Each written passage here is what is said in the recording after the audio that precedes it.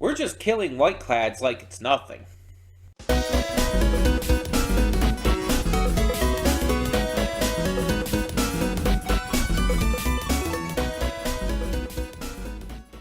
Hey everyone, welcome to Prince of the Gay. I'm your host Connie, and today we are here with Fire Force Season 3, Episode 5. And last episode, we took down 2 whiteclads pretty easily. I mean, we had a little bit of trouble at first, but after melting down some material, they were able to basically stop Gold's magnetism and just shoot her in the fucking head. It was super sudden, super, like, out of nowhere. I mean, I wouldn't say out of nowhere, but it really just happened. It was so quick. Like, she barely even had enough time to respond. And then the other guy, the wind guy, came in to try and fight. He was, like, one-shotted by Arthur, who reappeared after having fallen off of the truck before. So he's back and, ready to kick ass. And of course, we still have Shinra and Joker facing down Captain Burns. Not really going well, especially with the bugs seemingly being entering into Obi now.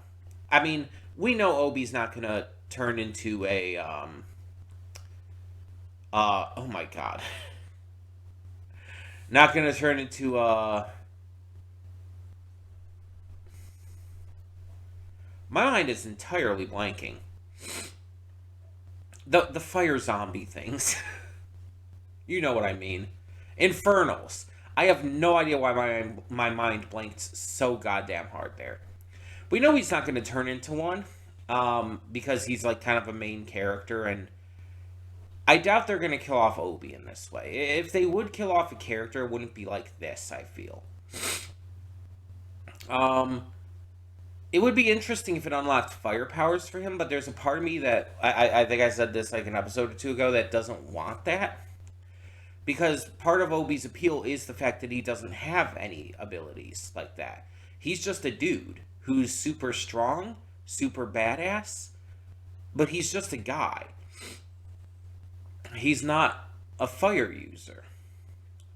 And I kind of want that to be retained. But yeah, it's like, I have no idea how we would even begin to stop this. So it's just a matter of what's going to happen next.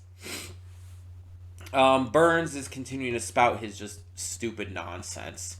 It's just so ridiculous. Like, he's acting like he's been enlightened or something, when in reality, he's just stupid and crazy. His logic isn't logical. He's just being an idiot.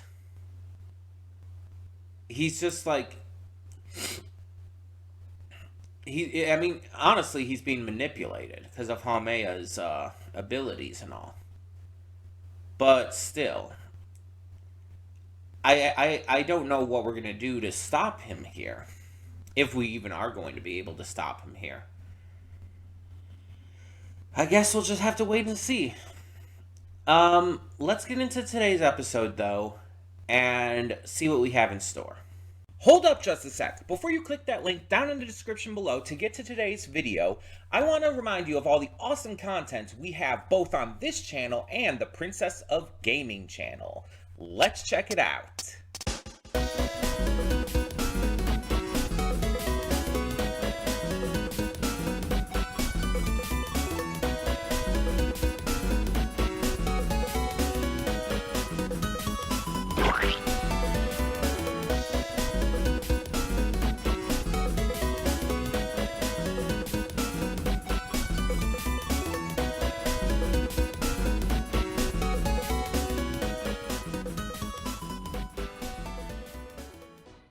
And we are back, and we'll begin with spoilers in 3, 2, 1, now. So, yeah, there's really two specific parts to this episode. There's the stuff with Burns and I mean, this has kind of been like two specific parts of this for the past couple episodes, but there's stuff with Burns versus Joker and Sheena again, and with Obi flexing to keep the insects from burrowing into him, which that's a thing because, like I said, it's kind of set up. Like we knew he was like working out, we knew he was getting stronger, and we saw him.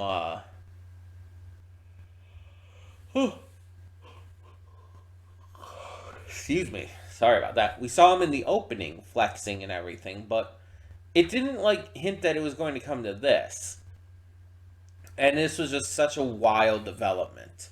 And again, it was very sudden. But most of the episode does focus on the second part of it, and that is Arthur versus Dragon. So, we're confronted by the white-clad dragon here. And he unfortunately seems to be one of the strongest white-clads we've come across. Arthur, who we know is one of the strongest of the 8th, goes to fight him because of course he does. Arthur's entire thing is the Night King, and his entire goal has been to fight a dragon. That's been Arthur since the very beginning of the series. So this just makes sense to be his fight. Unfortunately, Arthur is not able to do anything. Excalibur doesn't do anything to Dragon's skin because Dragon has this ability to sort of like imitate an infernal and cover himself in dragon scales that basically amount to these hardened forms on his body. And he can even coat his entire body to emulate the form of, the mythical dragon. This keeps him from being able to be actually hit by anything. And he even acknowledges that Arthur is a very strong opponent, that Arthur's skill is exceptional, but it's just nothing compared to him. And when Dragon fights back here, he ends up destroying Excalibur and kind of fucking up Arthur's entire arm, which is, very fucking bad. Because, what now? What are we supposed to do? Because if Arthur's no match for him, the rest of the company's not really going to be able to do much.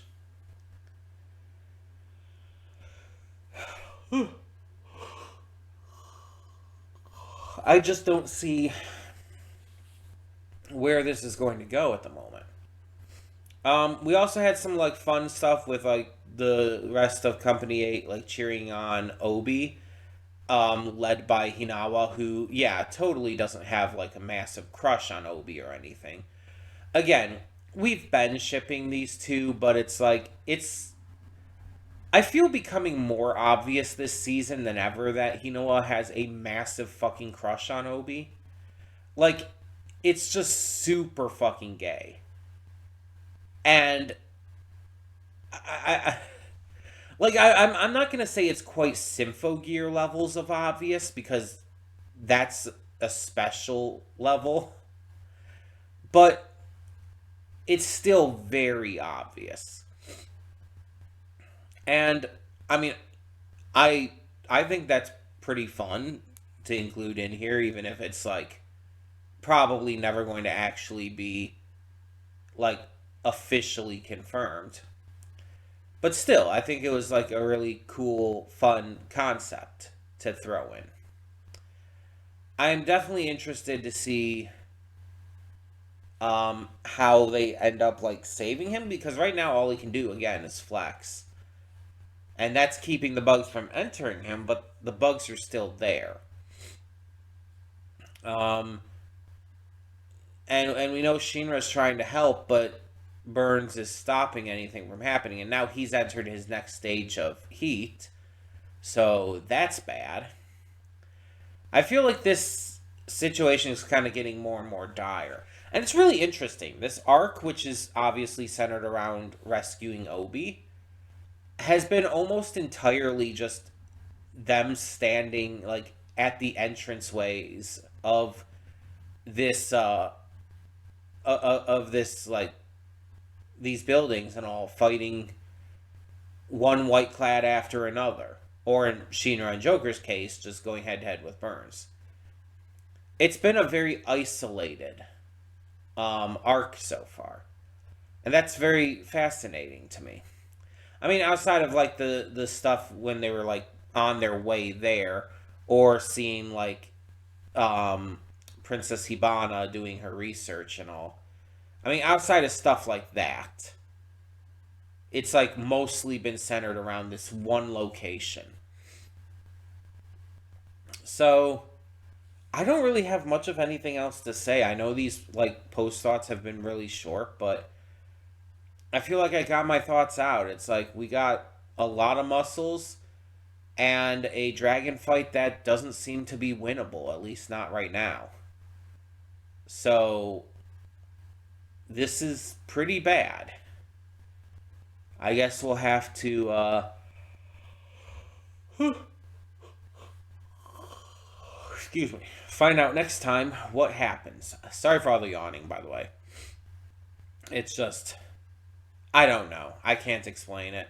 I got plenty of sleep last night. Sometimes I'm just very, very yawny. I don't know why.